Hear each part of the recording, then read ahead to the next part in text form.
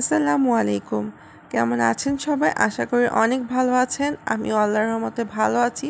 তবে এই ঠান্ডা যেন আমার পিছুই ছাড়ছে না, আর এই কাশি তো আরও পিছু ছাড়ছে না।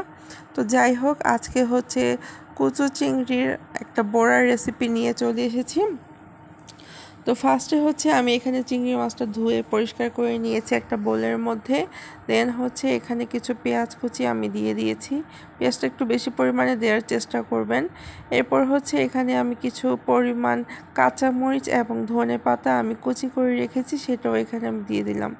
তো আপনারা নিশ্চয়ই আমার ভয়েসটা শুনে বুঝতে পারছেন আমার কাশিটা কী পরিমাণ বেড়ে গিয়েছে, গলা একদম ভেঙে বসে গিয়েছে আর কি। দেন হচ্ছে এখানে আমি লবণ দিয়ে দিলাম পরিমাণ মতো। এরপরে হচ্ছে হাফ চা চামচ জিরা গুঁড়া দিয়ে দিয়েছি, 1 চা চামচ লাল মরিচের গুঁড়া দিয়েছি, হাফ চা চামচ হলুদ গুঁড়া দিয়েছি। এরপর হচ্ছে ধনিয়া গুঁড়া দিয়েছি হাফ চা চামচ।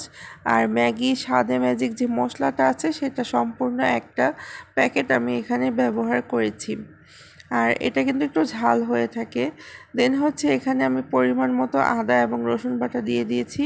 আর এখানে হচ্ছে খেসারির যে ডাল, সেই ডালটা আমি ভিজিয়ে রেখে ব্লেন্ড করে নিয়েছি। আর মাছটা কিন্তু একেবারে ছোট ছোট, তো সেজন্য আমি কিন্তু মাছটা ব্লেন্ড করিনি, এভাবেই দিয়েছি। আর এরপরে হচ্ছে আমি এখানে পরিমাণ মতো কর্নফ্লাওয়ার দিয়ে দিয়েছি। তো সব কিছু দিয়ে একসাথে খুব ভালোভাবে আমি এখন মিশিয়ে নিব।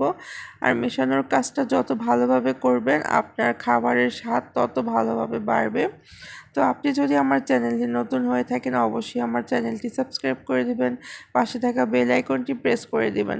আর ভিডিওর কোনো অংশ যদি ভালো লেগে থাকে অবশ্যই লাইক কমেন্ট এবং শেয়ার করে দিবেন।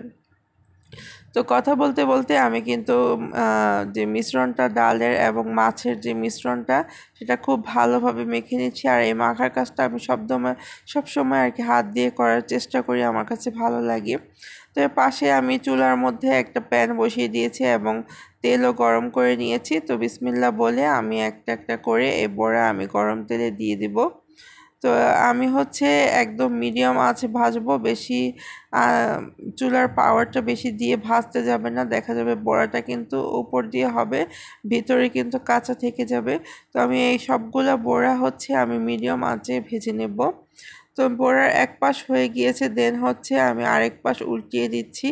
আর এই বড়াটা খেতে কিন্তু সন্ধ্যার নাস্তায় কিন্তু খেতে দারুণ মজাদার হয়ে থাকে।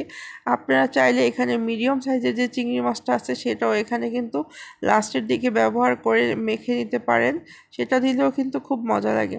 তো এভাবে আমি সবগুলা বড়া ভেজে নিয়েছি। দেন হচ্ছে আমি একটা টিস্যুর মধ্যে তুলে নিয়েছি একটা প্লেটের মধ্যে। তো বড়াটা কেমন হয়েছে দেখতেই পাচ্ছেন, মাশাল্লাহ। আর বড়াটা খেতেও কিন্তু অনেক দারুণ মজা হয়েছে। তো আজকের মতো ভিডিওটি এখানে শেষ করব। সবাই ভালো থাকবেন, সুস্থ থাকবেন এবং আমার জন্য দোয়া করবেন। আল্লাহ হাফেজ।